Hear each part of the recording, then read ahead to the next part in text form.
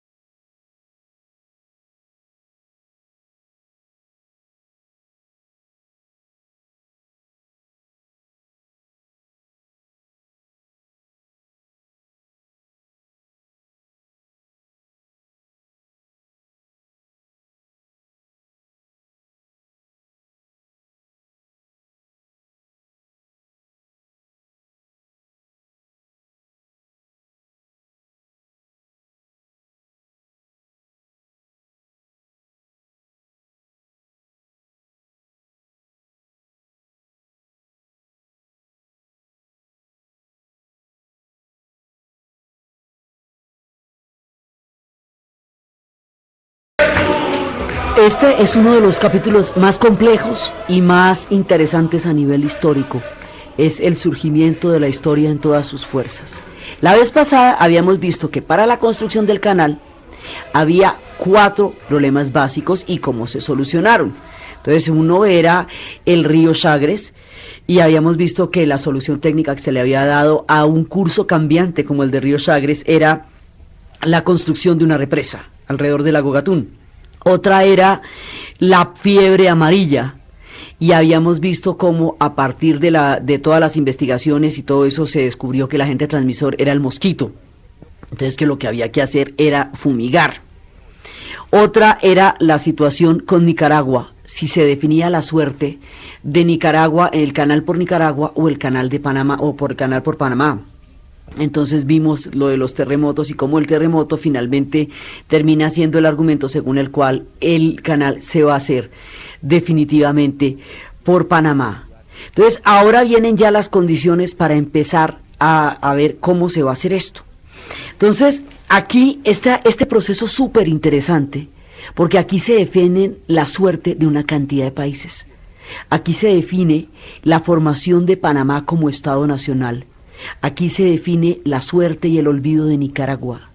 Aquí se define también la suerte de Colombia y el proceso de expansión de los Estados Unidos, que está gravitando como el marco geopolítico dentro del cual se va a dar van a tener lugar estos sucesos. Entonces, hay una serie de cosas que están pasando en este momento.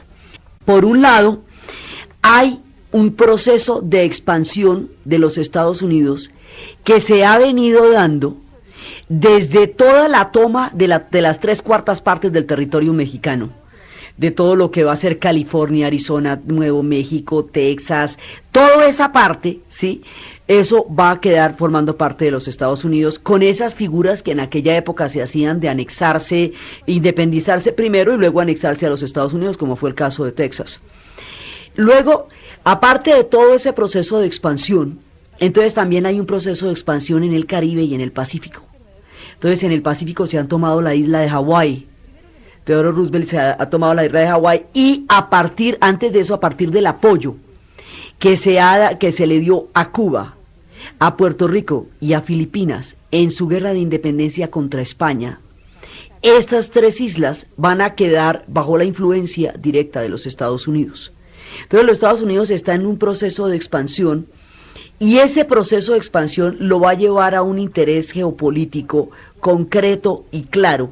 Es la construcción de un canal interoceánico donde pueda comunicar la flota del Pacífico con la flota del Atlántico. Y además, ahí hay una cosa que es bien importante: la doctrina Monroe, en esta época la de América para los americanos, es muy importante porque como se dieron los procesos de restauración en Europa y esas monarquías tenían todas las colonias en América, la doctrina Monroe lo que quiere decir es que no hay lugar para un neocolonialismo europeo en el continente americano. Es decir, los ingleses y los franceses no pueden entrar a participar de esta nueva formación geopolítica de la América, porque eso es para los americanos. Eso es lo que significa la doctrina Monroe en ese momento y en esa situación. Entonces, todo esto está, digamos, esta es la coordenada geopolítica. El canal se va a hacer, Y se va a hacer, mire, llueve, truene o relampaguee, porque realmente se convierte en el corazón estratégico y geopolítico de la historia de expansión de los Estados Unidos en este momento de los acontecimientos. Y existe en el poder un personaje que tiene una voluntad de poder, de esas que Nietzsche formulaba, una voluntad de poder en la cual él es un personaje que es como Daniel Boone. Tiene, digamos, como los Estados Unidos son una cantidad de migraciones y son el compuesto de muchos pueblos, la mitología que van a desarrollar es una mitología del oeste, es una mitología del vaquero o es una mitología del trampero que somete a la naturaleza con su sola voluntad, es el voluntarismo del siglo XIX, es toda la interpretación que ellos hacen de la idea del progreso. Es un personaje que se le mide a la adversidad y que tuvo que superarla desde muy pequeño porque como nació enclenque, miope, así como, mejor dicho, como sin mucha fuerza, y va a tener un papá que le va a dar durísimo. Entonces Theodore Roosevelt va a desarrollar una personalidad arrolladora, impositiva, fuerte, del corte de Daniel Boone y del corte de los vaqueros, y mejor dicho, va a ser un tipo echadísimo para adelante, pero sobre todo con una voluntad de poder muy grande. Entonces cuando usted tiene un carácter de esos y está en la montaña, pues la tumba y hacia aserraderos. Si está en el oeste, pues se da bala con todo el mundo, pero si está gobernando, imagínese usted esto, en el poder. Entonces, este personaje en el poder va a marcar unas características muy definidas del proceso que se va a dar. Este Teodoro Roosevelt es un presidente de comienzos de siglo, no es el Franklin Delano Roosevelt que la gente está acostumbrada a oír cuando se nombra el apellido de Roosevelt, porque Franklin Delano Roosevelt sería el que sería paralítico y el que estaría en la Segunda Guerra Mundial y el que enfrentaría los momentos más duros de la Segunda Guerra Mundial. Este es Teodoro Roosevelt, el de la política del gran garrote, como se le conocería, porque él decía que había que andar despacio, según un antiguo proverbio africano, había que andar despacio y tener un garrote para poder llegar lejos. El proverbio africano se refiere a las sabanas, no a la geopolítica, pero él lo va a trasladar a la geopolítica y se le va a conocer como la política del gran garrote. Entonces, este personaje está al mando con un proyecto, una voluntad de poder y una cantidad de recursos económicos y militares que podían respaldar todos esos proyectos. Desde ese punto de vista, la construcción del canal es un hecho mucho antes de que eso se pueda realizar en la práctica. Sabiendo que esto se va a hacer de lo que no hay, o sea, ya conocemos el final de la historia, eso se hizo. Pero ¿cómo se hizo? ¿De qué manera se hizo? ¿Y cuáles fueron las circunstancias que llevaron a un hecho que estaba escrito en la geopolítica mucho antes de hacerse posible en la ingeniería? Pues ese es el cuento. Entonces, por un lado, está este proceso de expansión, que va a ser una cosa, mejor dicho, arrolladora. Esto no lo va a parar absolutamente nadie, no lo para nadie. El cuento es dónde se va a hacer, si se va a hacer en Nicaragua, si se va a hacer en Panamá, y de todas maneras ya tenemos lo de la estampilla postal como una definición. Entonces, eso por un lado, tenemos la voluntad de poder de Teodoro Roosevelt. Por el otro lado, tenemos el hecho de que los franceses quedaron arruinados con la compañía, con la quiebra económica de la compañía de Lesseps. Al quedar totalmente arruinados, Panamá también queda arruinada. Panamá también queda en un estado terriblemente oneroso, porque ella también pierde al no hacerse el canal por los franceses. Los panameños necesitan que ese canal se haga porque eso es un problema de vida o muerte para ellos. Cuando usted tiene ligada su destino, su suerte a la de una ruta, que esa ruta siga activa y tenga futuro, de ahí depende que usted pueda existir. Por eso es que es tan grave para Nicaragua que la decisión se haya tomado por Panamá y no por Nicaragua. Entonces, resulta que los panameños también tienen un interés en que se vaya a hacer este canal, pero un interés de verdad, de vida o muerte, porque para ellos hace una diferencia fundamental el que se haga o no se haga este canal. Los franceses están arruinados viendo a ver cómo hacen para poder vender este canal. Ahora, mientras están arruinados, vuelve el príncipe francés El personaje este que les cuento, que el Mefistófeles que le había hablado al oído a Ferdinand de Lesseps y lo había convencido de que dejara su poltrón, su cómoda silla, su fama y su prestigio para venir a buscar la ruina a Panamá. Ese personaje que había venido a tomar chocolate a Santa Fe de Bogotá y que a punta de cortesías había logrado la concesión para los franceses de la construcción del canal, cuando el texto implícito era que eso lo iban a hacer los Estados Unidos, vuelve el francés de la nada y hace la cosa más increíble del mundo. Otra vez toma chocolate con las señoras, otra vez hace todas las cortesías, otra vez hace todas las venias, otra vez hace la cachacada que toca siendo el francés y siendo la cultura de Bogotá en esa época tremendamente francófila.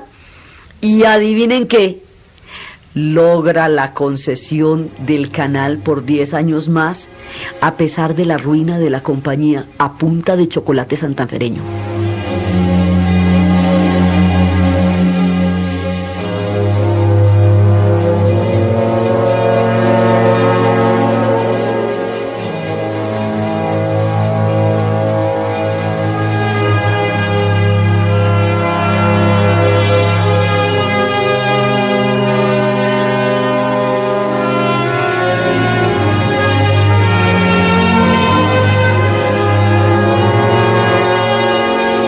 Entonces uno dice, ¿cómo?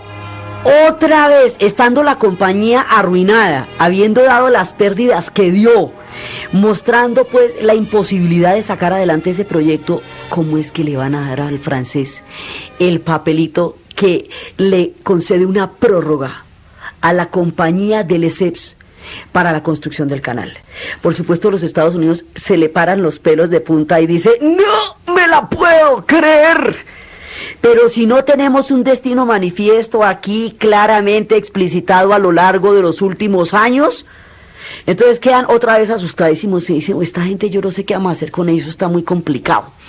Entonces resulta que, ahora, es importante entender por qué el francés logra esas cosas, es que él entiende la cultura en la que se está dirigiendo y los norteamericanos no. Después vamos a ver el choque cultural tan profundo que va a haber entre los que en ese momento tienen el control del canal, que son los colombianos, y los que lo quieren, que son los norteamericanos, y en la mitad la suerte de los panameños. Entonces resulta que la compañía queda con el siguiente activo, la compañía francesa del canal, la de Lesseps, queda con un papelito que dice que por 10 años más la concesión es de ellos. Es decir, para que usted haga el canal allá, tiene que comprar ese papelito. Con una zanja, en un estado más o menos, digamos, ahí ya se había movido mucha tierra, esto todavía no es el canal, pero son los principios de la construcción del canal. Haga de cuenta como comprarse un edificio que están hechos los cimientos. Entonces usted lo que va a hacer es levantarlo del suelo para arriba, pero ya toda la parte de la hechura de los cimientos y de todo eso, ya las columnas, las estructuras fundamentales están. Entonces la obra que los franceses han hecho servirá de base para que a partir de ahí los norteamericanos continúen. Entonces, a eso lo vamos a llamar, digamos, provisionalmente la zanja, que es lo que han venido haciendo, la obra en construcción. Entonces, tienen el papelito que dice que ellos tienen los derechos, es lo que más vale. La construcción de la zanja, digamos, de lo que va haciendo en ese momento las bases para lo que va a ser el canal, y el ferrocarril. Como están arruinados, entonces van a ver cómo le sacan un negocio a esto, porque pues del ahogado el sombrero. Entonces dicen, bueno, vamos a hacer una cosa, vamos a separar el ferrocarril de la obra. Los vamos a vender por separado, como cuando usted se compra un juego de video, pero para que le entren otros juegos tiene que comprar un adaptador diferente. Eso que hay ahora, que todo lo venden por separado, aunque no se pueda usar sino integrado, eso hacen. Entonces separan el ferrocarril de la obra. Entonces, pero uno dice, ¿pero quiénes están haciendo esto? Resulta que había un francés que era de los ingenieros que había construido el canal. El tipo tuvo fiebre amarilla y sobrevivió a la fiebre amarilla. Se arruinó con la compañía Lesseps. Va a hacer todo eso. Entonces este personaje vuelve a Panamá, porque es un loco de atar, vuelve a Panamá después de que ha cogido fiebre amarilla, se ha arruinado, la compañía quebró, viene a por lo suyo. El tipo va a recuperar el billete que perdió. Y empieza una especie de conspiraciones, después lo vamos a ver más adelante, de Wall Street.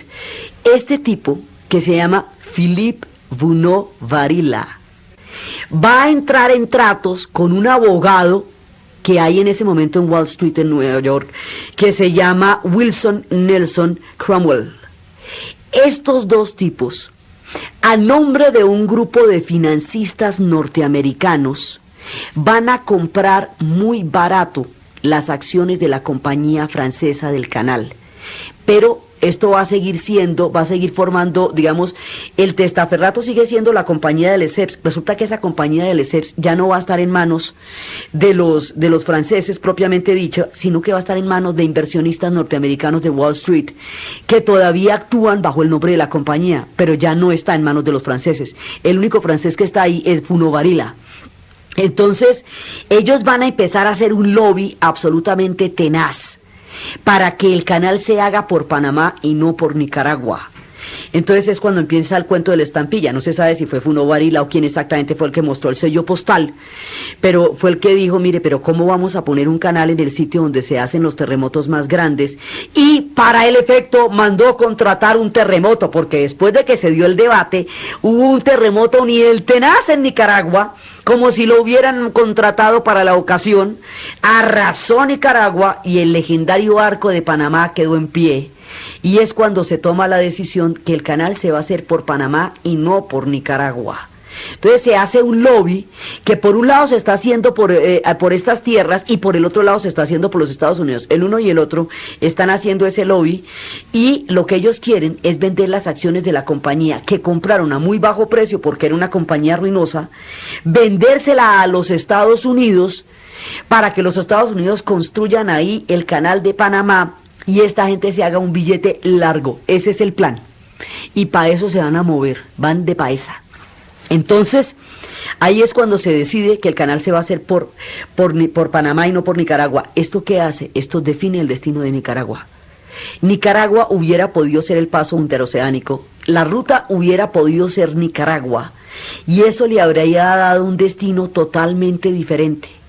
Al tomar la decisión de Panamá y no de Nicaragua, Nicaragua queda en el olvido y su destino queda ligado a las tortuosas historias de la América Central, mientras que el destino de Panamá queda ligado a la construcción del canal y a los procesos que tienen que ver con la nueva geopolítica del proyecto de expansión de los Estados Unidos, por esa decisión del sello postal.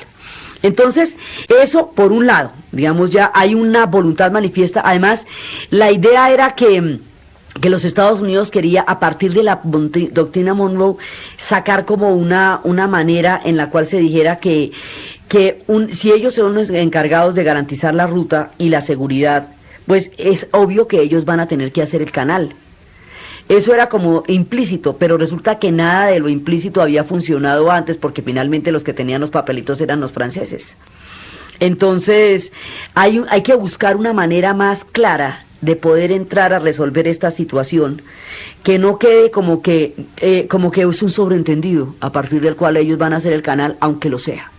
Entonces, estamos en este lado, la voluntad de poder, la expansión lista, la definición de la decisión de que el canal se va a hacer por Panamá, y hay unos intereses claros.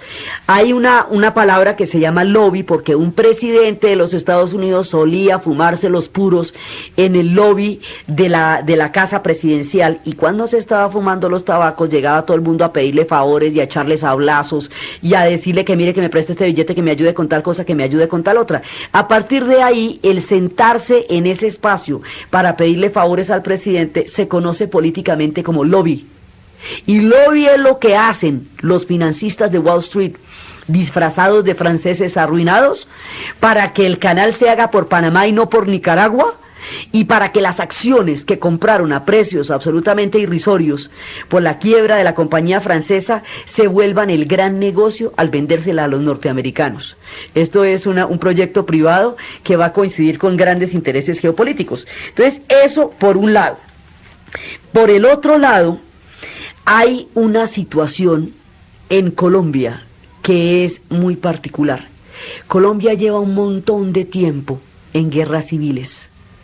Colombia se está perfilando como nación y eso la ha llevado a un montón de cataclismos y a un montón de enfrentamientos, primero entre provincias, luego entre partidos, ahorita ya vamos en el Partido Conservador contra el Partido Liberal, y esas circunstancias hacen que, digamos, esa guerra intestina que en ese momento tiene Colombia, esa guerra civil que en ese momento tiene Colombia, hace que haya pocos ojos para ver semejante paso de animal grandote que se está viniendo encima, que es un proceso de expansión impresionante como no se había dado en este continente desde los tiempos del Imperio Perdido.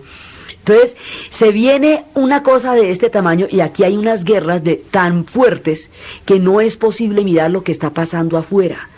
Uno de los problemas de las guerras civiles es que generan una fragilidad interior profunda. Entonces, están aquí en las guerras civiles, ha habido una sucesión de guerras civiles, pero van a haber dos muy graves y esas guerras van a involucrar a Panamá. Entonces, la que ya va a ser más grave de todas, la grave de todas, va a ser la guerra de los 1000 días. Porque esa guerra, ahí cuando se produce el ataque, y la guerra va a ser trasladada a Panamá, porque en Panamá en ese momento hay una fuerte acogida liberal. Al llevar esa guerra a Panamá, los panameños quedan metidos en una oleada de destrucción, porque terminan destruyendo Colón, se hace la batalla del puente de Nueva Caledonia, y eso termina siendo una mortandad y una historia sangrienta para Panamá, que no está acostumbrado a tener ese tipo de enfrentamientos, que finalmente no entiende por qué se vio metido en una guerra, porque siente que no le han protegido los intereses. El ferrocarril, ahí está que lo concedieron otros 20 años. En la medida en que se le entrega a los franceses la construcción del canal, si ese canal no se hace, Panamá ¿cómo va a hacer para sobrevivir? Han intentado antes procesos de independencia y lo que han hecho es aplastarlos y lo que ellos llaman reanexarlos. Y ahora les van a montar un guerronón de estos como la guerra de los 1000 días. La guerra de los 1000 días destruye los lazos morales que Panamá aún tenía con Colombia, porque lo hace partícipe de un proceso terrible, sangriento y desolador, que ellos en última no tenían por qué haber, por hecho no se tendrían que haber visto envueltos en un proceso de esos si no se considerara que desde Panamá se podían hacer ataques al Cauca y se podían hacer ataques a otras partes de Colombia, y por eso se traslada la guerra a Panamá. Entonces, Panamá se ve envuelto en una oleada sangrienta que no va, pues no es su cuento. ¿A cuento de qué? Entonces ahí se rompen esos lazos. Ahora, Panamá se había metido con Colombia porque el proyecto de la Gran Colombia parecía dar la seguridad histórica que Panamá necesitaba en el momento en que caía el Imperio Español y se daban los nuevos repartos del mundo. Pero resulta que la Gran Colombia se fue disolviendo. Colombia está en los mismos procesos de guerras civiles. Bueno, Nicaragua también. Eso no era que si por aquí llueve, por allá no escampaba. Eso estaba en toda la América Latina, las guerras civiles, que como hemos visto son fenómenos típicos de la poscolonización. O sea, cuando se acaba la colonización y un pueblo nace, pues se enfrentan, porque normalmente en la independencia todo el mundo está de acuerdo con la independencia. Es después de que se produce la independencia, que vienen todas las tendencias políticas para formar un país.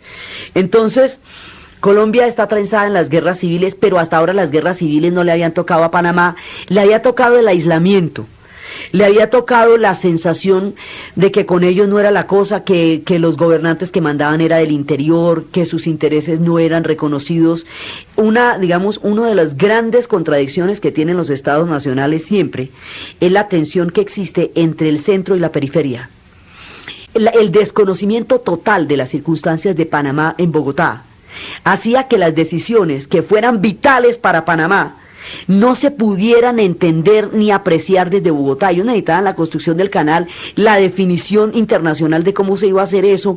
Ellos también sentían que el gobierno que seguía, los funcionarios que gobernaban en Panamá eran todos del interior y no panameños, que los intereses de los panameños no podían ser defendidos por los mismos panameños, pero los colombianos tampoco se los estaban defendiendo. Digamos, ellos quedan en una circunstancia muy complicada en la mitad de todos estos asuntos, y ellos quieren saber ahí cómo van ellos. Sí, esta tensión entre la periferia y el centro se presenta en todas partes. En Argentina eso va a ser durísimo mientras se definen entre Buenos Aires y la provincia. En todos lados se presentan estas tensiones, es parte de la formación de los países nacionales. A veces se pueden resolver, a veces no. Así son las cosas. Entonces, Panamá necesita una serie de definiciones que Colombia no le está dando, pero en cambio sí la está metiendo en unas guerras que esas sí no necesita.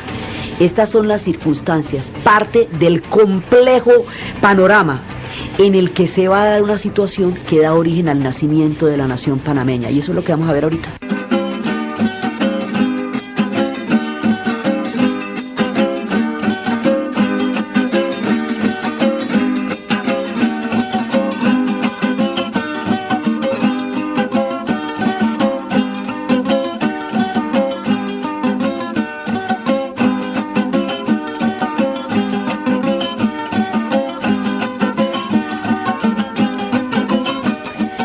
Panamá siente que no lo protegen, que no le definen los asuntos que son vitales, que no le toman en cuenta la autonomía de su propia gente, pero además le llevan una guerra que le va a conducir a la destrucción de Colón.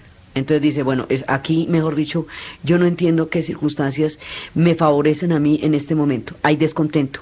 Ha habido 3 intentos de independencia que se han traducido en ese momento en una invasión de las tropas colombianas. Entonces, hay una circunstancia en Panamá que se ha venido atizando desde hace tiempo y que además los lleva a un descontento y los lleva a una situación latente en la cual otro tipo de salida puede ser perfectamente viable y deseable para ellos en un momento dado. Eso está ahí puesto en el tapete, pero la guerra de los 1000 días sí los convence que realmente ellos no están bien acompañados, porque no los ayudan, pero en cambio si les clavan una guerra de esas, rompe los lazos, lesiona muchísimo las relaciones con Panamá y hiere profundamente la nacionalidad y la identidad de los panameños. Esa guerra, porque es salvaje, terrible, lo fue para nosotros y para ellos lo es, pero ellos sienten menos necesidad que nosotros de haberse metido en eso, menos necesidad que Colombia de haberse metido en eso por un lado.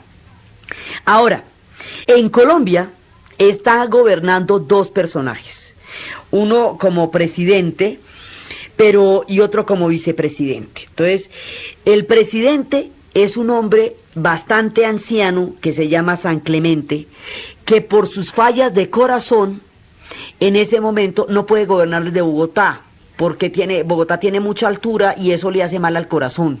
Entonces gobierna desde Anapoima, Anolaima y Villeta, porque desde allá es que son los climas benignos y templados para que no se le haga daño al corazón del Señor. Entonces, pues en estas circunstancias, imagínense. Entonces el que está gobernando, digamos, el que está en Bogotá, es un personaje, José Manuel Marroquín. José Manuel Marroquín es un personaje como salido del siglo XIX, de esa herencia hidalga española, que corresponde más, el tipo es un caballero bogotano, y corresponde más a la sensación de esa España abúlica del siglo XIX, la que había perdido Cuba, Puerto Rico y Filipinas, esa sensación de una España totalmente quedada del tiempo. Colombia en ese momento acababa de salir de 500 años de colonización española. La influencia de esa cultura española queda profundamente cifrada en la clase, en la sociedad colombiana, y hay una parte que se identifica con esa España búlica, eso que decía don Antonio Machado, cuando Antonio Machado describía al hombre del pasado efímero, que decía: lo demás taciturno, hipocondríaco, prisionero en la Arcadia del presente, le aburre, solo el humo del tabaco simula algunas sombras en su frente, este hombre del casino provinciano que vio a Carancha recibir un día. Este personaje de Marroquín es un ser abúlico, es un ser pasivo, es un ser dedicado a la gramática, escribe un libro que se llama La Perrilla, y el interés gramatical es lo que realmente llama su atención. Escribe un manual de ortografía, que es el que se hace en versos, que durante mucho tiempo se recitó para una generación, que era el que decía: lleve la J, teje, maneje, dije, ejercer, objeto, hereje, apopejía, jercón, bujía, vejiga, ujier. Entonces el tipo estaba en la J y en el teje maneje y en la apoplejía y vejiga ujier, ¿sí? Cuando aquí se estaba dando el cambio político de la expansión de los norteamericanos en la cabeza de un personaje como Roosevelt. Entonces aquí se van a enfrentar Teodoro Roosevelt, que mataba osos con las manos, y José Manuel Marroquín, que escribía manuales de ortografía, y San Clemente, que andaba malito del corazón por esos días. Entonces, decía en un paralelo, decían que la juventud de Roosevelt era una superación, era una recuperación física, era un fortalecimiento espiritual para la lucha. Entonces decían que en Marroquín no tuvo lugar otro escape que el cultivo de la imaginación. Esta descripción es muy bonita, es hecha por don Rafael Pombo. Dice: de aquella trágica orfandad y de aquellos caserones sin muchachos y de aquellos deudos que vivían rezando y haciendo lamentosos recuerdos, diría don Rafael Pombo, resultó la edición definitiva del espíritu de José Manuel Marroquín, tocado de viejo, sino de muerto, melancólico de puertas para adentro, barrido de toda fe y de toda ilusión de las cosas de este mundo, prodigiosamente incapaz de pasión, a usanza del espíritu puro y al mismo tiempo disfrazado perpetuamente de sonrisas y chiste, como un elegante ataúd cubierto de flores. Imagine este tipo enfrentado a semejante toro bravo, que era Teodoro Roosevelt, pues, que era todo energía. Entonces decían que Teodoro Roosevelt era un torbellino con el mundo y con el deseo y con la ambición de conquistarlo, de someterlo, que cometía impertinencias, injusticias, conducía heridas incurables, pero que creaba hechos que en sí mismos eran revolucionarios. Entonces, la coyuntura, los chinos tienen una idea sobre el Tao que se llama la sincronicidad, que dice que el tiempo no solamente está hecho de las causas y los efectos, sino de la simultaneidad de los sucesos. Es como cuentan ellos, el Tao es el encuentro también de los sucesos en un instante cósmico. El instante cósmico en que se va a resolver el asunto de Panamá nos lleva al enfrentamiento entre un ser abúlico, prisionero en la Arcadia del presente, sí, como José Manuel Marroquín, y un ser representante de la voluntad de poder, que es Teodoro Roosevelt, con una decisión histórica inquebrantable, y otro ser llevado por una cantidad de fantasías y divagaciones gramaticales que le impiden ver la circunstancia histórica tan compleja y tan delicada que en ese momento se estaba enfrentando. Entonces no puede ver, y a esto añádeme una guerra civil, con una doctrina política. En el siglo XIX se cree que la violencia es la partera de la historia. Y eso lo creen todos, liberales, conservadores, marxistas, todo el mundo lo cree, porque es la doctrina del siglo XIX. Entonces se va a formar una concepción política que también que viene muy de España, en la cual el exterminio del otro es como la forma como se va a hacer la política. O sea, no existe la posibilidad de que yo pueda gobernar bajo los esquemas del otro o pueda compartir con él. Son discursos sectarios, imposibles en la construcción de una democracia, polarizantes, y que uno y otro plantean la destrucción del otro como el triunfo de mis ideas, y no el compartirlas o ser capaces de poderlas jugar. El drama sobre si son clericales o anticlericales, esos mismos dramas que definieron la política española durante el siglo XIX, que la llevan a la Semana Trágica de Barcelona y que a mediados del siglo XX la despedazan en una guerra civil, esos mismos conflictos políticos y por los mismos temas sobre los estados laicos o confesionales van a influir en los partidos políticos en Colombia. Y van a llevar a una guerra civil terrible, que es la de los 1000 días. Entonces ahí se están jugando posiciones terriblemente sectarias. El país está viviendo una tensión terrible. El gobierno está en manos de un personaje que nunca se metió en un charco de agua de más allá de 50 centímetros. El que escribió El Moro. Entonces, este personaje que nunca se metió en un charco de agua de más de 50 centímetros es el que le toca definir la suerte del Canal de Panamá y del paso interoceánico de las Américas sin tener ninguna perspectiva, ninguna proporción de lo que eso podía ser. Entonces, esta circunstancia histórica hace que aquí se hayan debates y debates y debates retóricos, grandilocuentes, floridos, totalmente hiperbólicos, pero no se define nada. Entonces, ahora, aquí el debate es por la soberanía.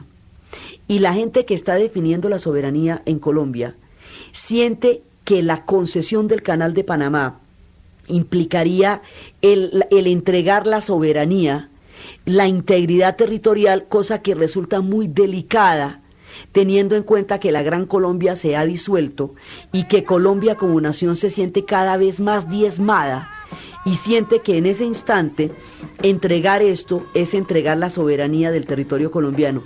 Es lo que en el momento se entiende por patriotismo y es la razón por la cual hay una negativa a definir la situación del canal. Pero Panamá necesita una definición como un problema de vida o muerte, y todas estas circunstancias se conjugan misteriosamente en la historia.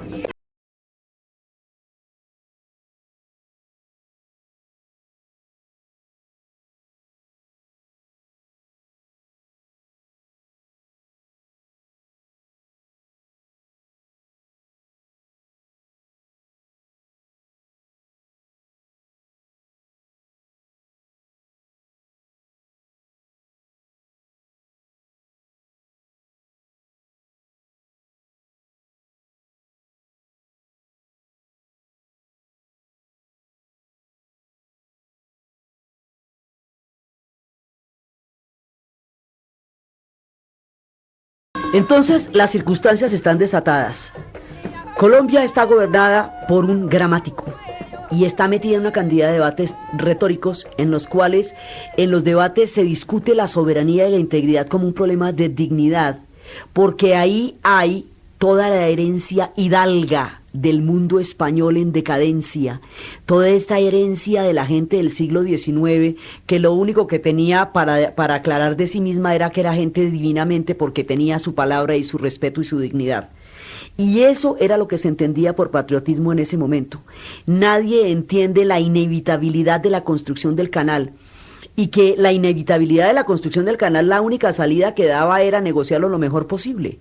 Entonces, no se entiende eso porque en la concepción del siglo XIX, en esta herencia de una España decadente, en esta mirada de una forma gramatical tan alejada de la realidad panameña, estas cosas parecían como si le fueran a quitar un pedazo indispensable, pero no se sabe indispensable para qué.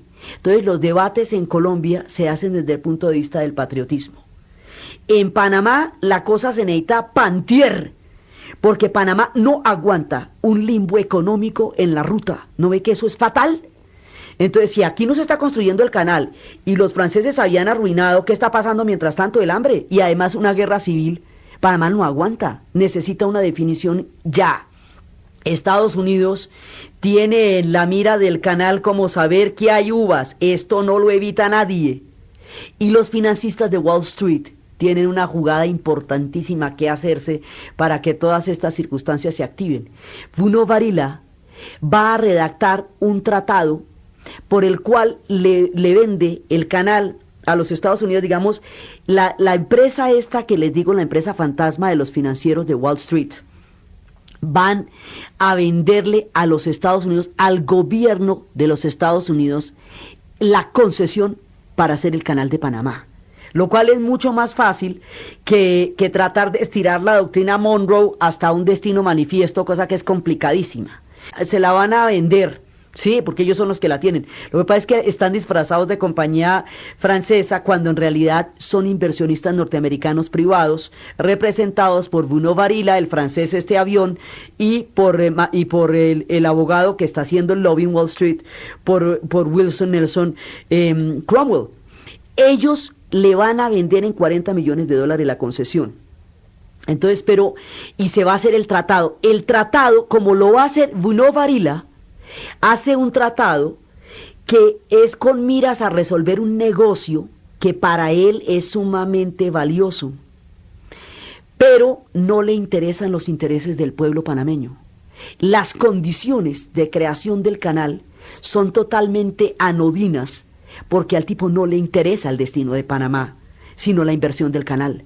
Entonces, esto queda tan terrible como cuando Lord Darcy Knox fue a pactar con uno de los jeques iraníes y le terminó sacando toda la comercialización, exploración, perforación y transporte del petróleo del antiguo imperio persa por 90 años a manos de los británicos sin regalías.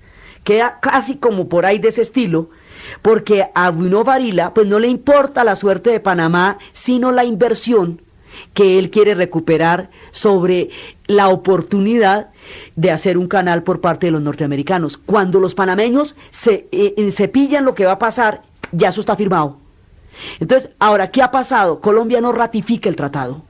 Colombia no ratifica, ya hay todo un pacto de que Estados Unidos va a hacer el canal, y Colombia no ratifica el tratado.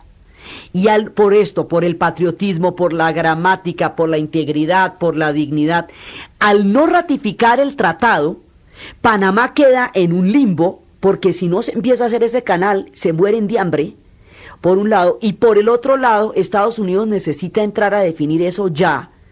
Entonces, la negativa del Congreso de ratificar el tratado empantana la situación. Y como eso ya había pasado antes, se había empantanado mucho tiempo antes, y fue cuando el francés vino por primera vez y sacó, en ese momento logró sacar la concesión. Los norteamericanos negociaban con un ímpetu, los embajadores negociaban con un ímpetu que sonaba chocante y brusco a la presopopeya bogotana. En cambio, el francés, que tomaba chocolate, sí sabía cómo era el maní, por eso cada vez que venía salía con un contrato, y estos venían, gritaban, mugían, sacaban hasta pistolas, y todo el mundo les tomaba el pelo. Como existen estos antecedentes de tomar el pelo, entonces, cuando no ratifican el tratado, dicen, pero ¿y entonces cómo vamos a hacer acá? En ese momento, a Bruno Varila se le ocurre, con los inversionistas clandestinos de Wall Street disfrazados de compañía francesa, hacer una conspiración para llevar a un movimiento, a un levantamiento en Panamá en contra de Colombia. Pero además asegurarse de que los Estados Unidos la reconozca inmediatamente, porque si no vuelven y la aplastan como ya lo hayan hecho en los intentos anteriores, y ahí no se saca nada.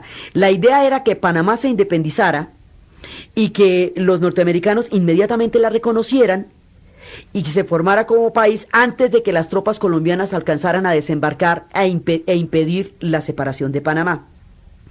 Ahora, la conspiración es el hecho policíaco, novelesco, pero ahí hay un descontento real de parte de los panameños, y hay una situación que requiere una definición de un nivel de urgencia gigantesco, y hay una concepción de lo que significa la dignidad y la soberanía de parte de Colombia, y todo eso son factores que entran en choque. Entonces, en ese momento, la conspiración es la conspiración es la chispa que lleva al levantamiento.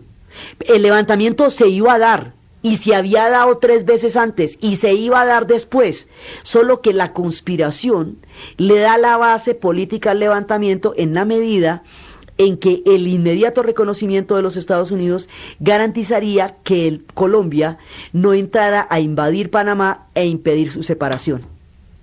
Entonces, en ese momento se produce el levantamiento, se produce la conspiración, y a partir de eso se separa Panamá. Colombia no acaba de entender qué fue lo que pasó, y el golpe va a ser tan duro para Colombia, que van a seguir 30 años de paz del susto tan tenaz que se metieron de la desmembración de Panamá. Colombia lo va a entender como una amputación. Panamá va a ver el nacimiento de su historia como república independiente. Nicaragua va a quedar en el olvido, y Estados Unidos habrá adelantado una de las facetas más importantes de su proceso geopolítico en el continente: la manera como todas estas fuerzas desembocan a la construcción de un canal, la forma como más adelante se puede probar que sí existió una conspiración, el costo político que le va a tomar a Teodoro Roosevelt su participación en estos sucesos, la manera como se va a agarrar con Pulitzer, quien será que ponga de manifiesto las cosas que se tejieron acá, la suerte del naciente Panamá y el destino de todos estos pueblos entrelazados profundamente en los avatares de la historia.